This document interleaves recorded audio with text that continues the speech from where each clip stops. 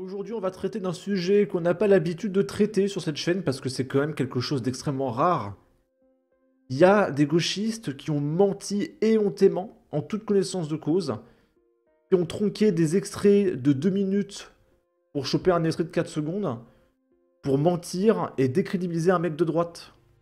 Et c'est vrai qu'on n'a pas l'habitude, hein, ça arrive pas tous les jours. Par contre, attention, s'il y a un mec du Rassemblement National qui fait ça, inéligibilité à vie, hein. Je vous le dis tout de suite. Avec poursuite judiciaire, etc. Et sans aucune blague, hein. Premier degré.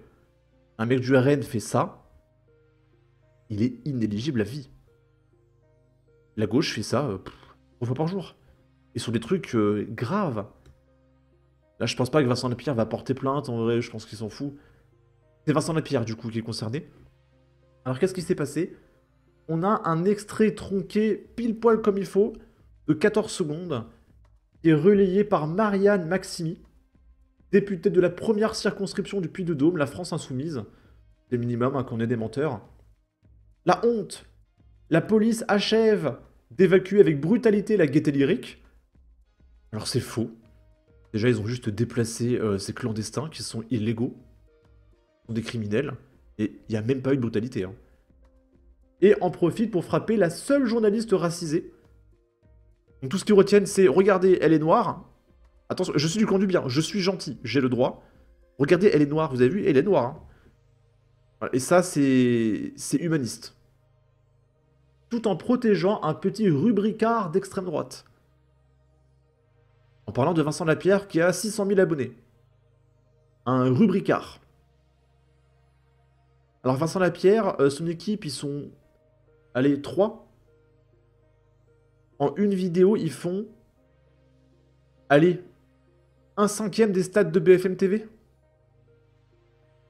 Donc là, il y a une condescendance absolue. Et il y a Vincent Lapierre qui nous dit « Donc on a ici une députée payée par nos impôts qui manipule des images à la cool. Vous avez coupé cette vidéo pour faire croire que ces policiers ont chargé sans aucune raison. Non. Vos militants venaient de tenter de voler mon matériel. Ces policiers répondaient à cela. Menteuse plus ratio. » Et elle a fait 1 200 000 vues. Et sur 1 200 000 vues, elle a fait 800 likes. Alors je sais pas si vous vous rendez compte de la violence du truc. Je vais faire un petit produit en croix. Alors, tac tac ça. 861 fois 100 divisé par 1 200 000. Il y a 0,07% des gens qui l'ont liké. Donc il y a juste 1 million de personnes qui l'ont vu mentir et qui l'ont humilié. Et il se passe toujours rien. La LFI n'est pas dissoute. Voilà. Et là, j'ai écrit une note de la communauté, ici, et j'ai écrit de rien. Aucun rapport avec la couleur de peau. Les policiers ont repoussé des militants violents qui voulaient voler le matériel du journaliste Vincent Lapierre. On peut apercevoir à 13 secondes. De plus, la racisée est une journaliste. Réduire quelqu'un à sa couleur de peau est raciste. Et du coup, on va regarder la séquence.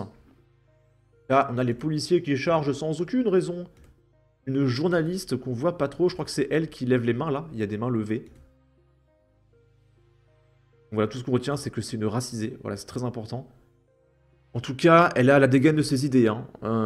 Les dreadlocks, ok. Le niveau du journalisme. Hein. Et on peut voir Vincent Lapierre, ici, qui est protégé par les policiers. Avec, je suppose, son cadreur. Voilà. Et il y a Vincent Lapierre qui a partagé la séquence qui a été relayée par F de Souche. Vincent Lapierre, pris à partie par les soutiens aux mineurs isolés, la police vient à son aide. Hein. Je coupe le son. Donc là, regardez la caméra qui doit coûter 2000 balles. Ils vont voler la caméra. Hop. Et là, il a chopé la caméra. Et là, la police a chargé sans aucune raison. Et donc en fait, la gauche a tronqué ces 6 secondes. Et ils ont commencé la vidéo à partir de là. Et c'est partagé par des députés de la France Insoumise. Et il se passe rien. Tous les jours, la France Insoumise commet des actes qui mériteraient la dissolution de leur parti et il se passe rien. Je ne comprends pas comment c'est possible. Le RN, il fait 1% sur un an de ce qu'ils font en un jour. Ils sont dissous immédiatement. Qu'est-ce qu'a fait le RN, en fait, pour mériter ça? Et qu'est-ce qu'a fait la LFI pour bénéficier d'autant de protection juridique? Qu'a fait la LFI pour mériter autant de protection? Je ne comprends pas. Et je vois pas en quoi ça arrange Macron de protéger la France insoumise. Je comprends pas. Ça n'a aucun sens. Et il y a Vincent Lapierre qui a partagé « Aventure garantie, gilet par balle fourni, Vincent Lapierre recherche un cadreur ». Donc peut-être que suite à cette séquence, le cadreur, il a fait un burn-out, j'en sais rien. Hein. Et du coup, il faut un nouveau cadreur. Je sais pas trop ce qui s'est passé. Ah, il y a un mec qui répond « On est obligé d'être une grosse merde comme toi ». Du journalisme niveau caniveau pour satisfaire les maîtres qui lui ont fait baisser le froc. Ce mec était un vrai journaliste et quand il travaillait à E&R, aujourd'hui, il n'y a qu'une différence entre lui et une vendeuse de son corps, c'est que la PUT1 est beaucoup plus respectable. Alors pareil, je comprends pas ce qu'a fait Vincent Lapierre. Qu'a fait Vincent Lapierre pour mériter ça? Le mec qui va dans la rue, il interroge les gens, voilà. Vincent Lapierre ne dit rien. Lui ne dit rien. Il interroge les gens. C'est les gens qui parlent dans ses vidéos. Hein. Et des fois, il parle en faisant des constats. Tiens, ici, il y a ça. Tiens, ici, il y a ça. Et non, c'est un fou furieux pour la gauche. Ça n'a aucun sens. La évacuation en cours de la Gaîté Lyrique à Paris est occupée par depuis plus de 3 mois par plus de 400 jeunes migrants. Moyenne d'âge 50 ans. Hein. Et donc, voilà, il y a un mur de bouclier, il les emmène, voilà quoi. Et il y a un étudiant en droit qui nous dit, il y a des policiers en rentrant chez eux, quand leurs gamins vont leur demander ce qu'ils ont fait de leur journée, ils répondront « J'ai délogé 450 mineurs isolés ». Et le mec a fait 1 300 000 vues. Et il a pris une note de la communauté. La préfecture de Paris et de la région Île-de-France ont reconnu la majorité des 250 prétendus mineurs isolés. Donc tous les gauchistes qui mentent depuis une semaine prennent tous des notes de la communauté. L'association France Terre d'Asile a également reconnu leur majorité. Il ne s'agit donc pas de mineurs isolés. Et ils mentent encore, c'est-à-dire qu'il y a toutes les preuves, il y a toutes les notes de la communauté, et ils partagent. Ils partagent, ils mentent et tout. C'est délirant. Bleu Blanc Rouge qui nous dit « J'ai rétabli l'ordre et la sécurité pour les habitants de tout un quartier qui était envahi par des hors-la-loi, fiston. C'est beaucoup mieux. » Non, ils diront « J'ai délogé 450 migrants à qui la gauche ne veulent pas faire le test osseux pour savoir si oui ou non ce sont des adultes ou des mineurs qui squattaient illégalement une salle. » Là, c'est encore une fois une députée du Nouveau Front Populaire. Ça me saoule, hein. Qui fait 1 million de vues. Sur BFM, j'ai soutenu les mineurs isolés. Note de la communauté. Il ne s'agit pas de mineurs isolés, mais d'adultes en situation irrégulière sur le territoire national. La préfecture ainsi que l'association France Terre d'Asile ont validé leur majorité. Donc ils mentent, encore. Le reportage dure 4 minutes, je pense pas que ce soit intéressant. Elle va dire pendant 4 minutes, regardez, ces bébés, ils sont nés hier, ils ont 3 mois, d'accord, ils têtent encore la tétine. Les pauvres, les bébés. Alors, faut quand même comprendre que les migrants dont on parle, des mecs qui ont abandonné toute leur famille pour, égoïstement, pour eux-mêmes, vivre dans de meilleures conditions aux frais du contribuable européen.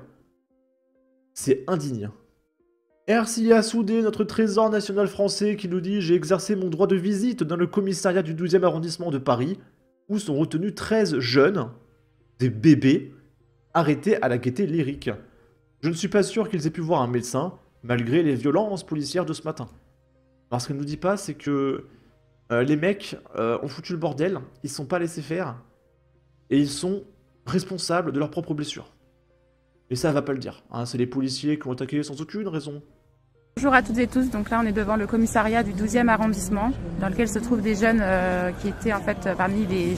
Et du coup derrière il y a des gauchistes qui ne travaillent pas, parce qu'on voit qu'il fait nuit, c'est qu'ils ne travaillent pas demain, en semaine. Ce sont des parasites.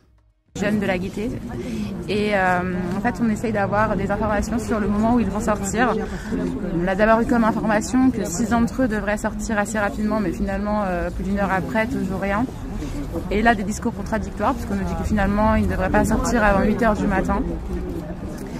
Et je m'inquiète beaucoup parce que une des choses absolument essentielles quand on va en garde à vue, c'est quand même de voir un médecin, surtout quand on a subi un matraquage, comme ça a été le cas ce matin avec tous les jeunes de la Gaîté, plus tous les militants qui étaient là pour les défendre. Et là, en fait, concrètement, on n'a pas pu m'assurer réellement que les jeunes avaient vu un médecin. Ce qui est fou, c'est qu'elle réalise même pas que les mecs, là, les bébés de 45 ans, ils vous méprisent, Ercilia. Vous êtes des outils. Ils n'en ont rien à foutre de vous. Après, je pense que toi aussi, t'en as rien à foutre. Là, ce que tu vois, c'est 400 électeurs. Mais quand même, c'est terrible. Et donc moi, je m'inquiète, je me demande, voilà, finalement, si on considère ces jeunes comme des jeunes normaux, en fait, comme des êtres humains. Et je m'inquiète aussi parce qu'on m'a clairement fait comprendre que plusieurs OQTF allaient tomber, tout en voulant me rassurer en disant qu'ils ne finiraient pas en CRA.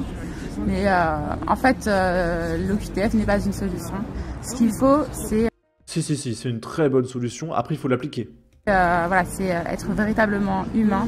C'est prendre soin de la jeunesse, quelles que soient ses origines, quel que soit le pays d'où elle vient. Et faire en sorte que... Avec quel argent, Ercilia? Avec quel argent on s'occupe des 8 milliards d'êtres humains? Parce que là, de ce que tu dis, c'est que tu veux aider les 8 milliards d'êtres humains dans le monde. Actuellement, en France, on a une trésorerie de 0. On est endetté de 3400 milliards. On est imposé de 80%. Avec quel argent tu veux aider les 8 milliards d'êtres humains et donner 8 milliards de logements gratuits à tout le monde, sans aucune compensation, sans aucun besoin de travailler? Voilà, sur ce, n'hésitez pas à donner votre avis, votre opinion, à partager, liker, commenter, ça aidera au référencement de la vidéo sur YouTube. Abonnez-vous, suivez-moi sur Twitter, prenez soin de vous, salut!